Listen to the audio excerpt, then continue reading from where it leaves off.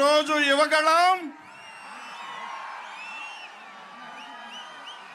ఈరోజు ప్రజాగళం. ప్రజాగళానికి వచ్చిన మన అధినేత నారా చంద్రబాబు నాయుడు గారికి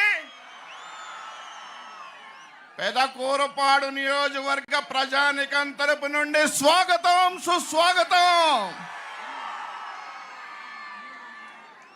అదేవిధంగా మన యువ నాయకుడు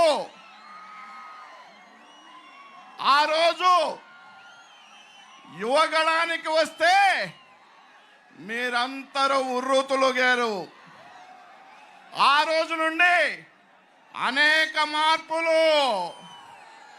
ఆ మార్పుల్లో భాగంగా మన పార్లమెంటుకి యువ నాయకుడు, పార్లమెంటు మరి అభ్యర్థి మన శ్రీకృష్ణదేవరాయలు.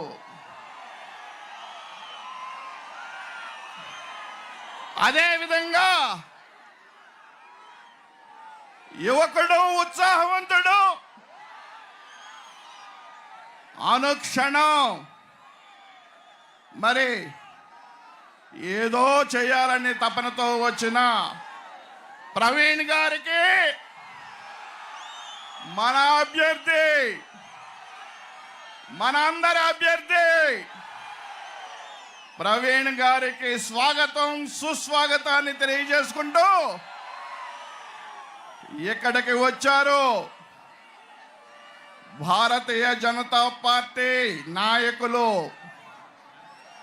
అదేవిధంగా జనసేన నాయకులు, జనసేన అధ్యక్షుడు వచ్చాడు, మన నియోజకవర్గ అధ్యక్షుడు.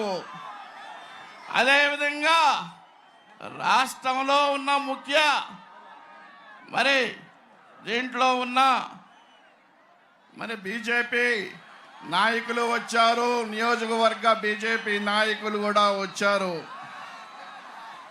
అందరికంటే మన పార్లమెంటు అమ్మ తల్లి తల్లి తల్లి తల్లి తల్లి తల్లి తల్లి తల్లి తల్లి తల్లి తల్లి అరే నాన్న కొంచెం జెండాలు దించండి అమ్మా, జెండాలు దించండి, ఏమనుకోదు, జెండాలు దించండి, దించండి బాబు, దించండి, జెండాలు దించండి అమ్మా. జెండాలు మైకి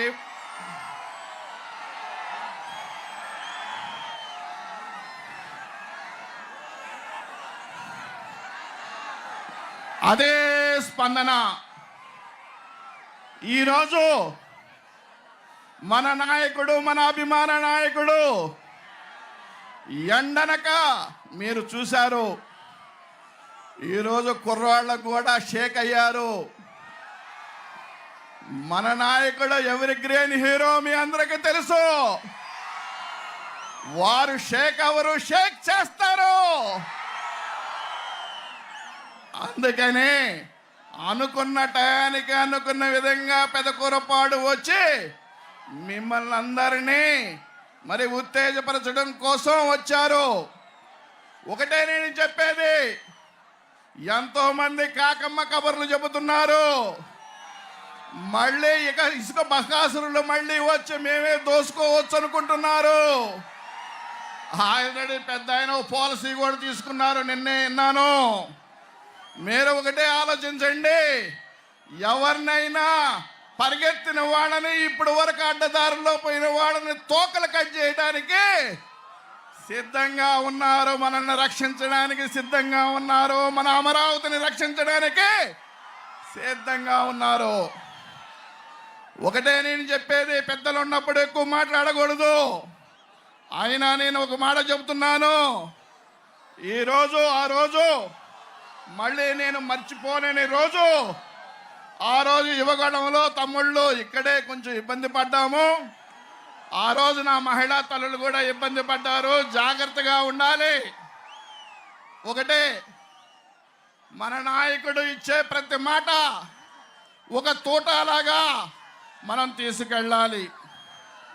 ఈరోజు మనకి సూపర్ 6 పథకాలు ఇచ్చారు.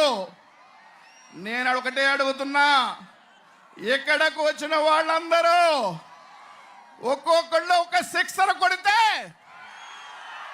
ఈ వైఎస్ఆర్ పార్టీ నంబూరు శంకర్రావు ఎక్కడ ఉంటాడా?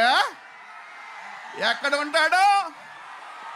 కృష్ణా నది అవతలకి వెళ్ళి ఎక్కడికి వెళ్ళాలో అర్థం కాక ఒక్కసారి మనం ఆలోచించుకోండి.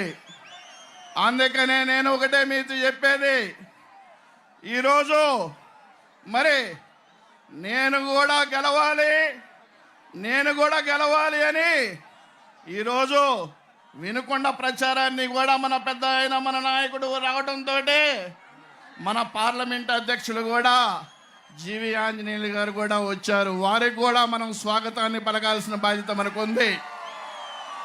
ఏది ఏమైనా ఒకటే, మీరు కలలుగంటున్నారు ఏదో మేము కూడా మళ్ళీ వచ్చి మిమ్మల్ని పొడుస్తామని. అవన్నీ కళ్ళగానే మారిపోతాయి తమ్ముళ్ళు. ఈరోజు యువకులు ఉన్నారు పెదకూరపాడు నియోజకవర్గంలో, నా ముస్లిం మైనారిటీ సోదరులు ఉన్నారు, నా ఎస్సీ సోదరులు ఉన్నారు, అన్నిటికంటే నా బీసీ సోదరులు పొదునెక్కిన బాణాలతోటి ఎదుటి వారిని ఎప్పుడు ఎదుర్కోవాలని ఆలోచిస్తున్నారు. జనసైనికులైతే చెప్పే పరిస్థితి ఏం లేదు, దూకుడు మీద ఉన్నారు, దూకుతున్నారు.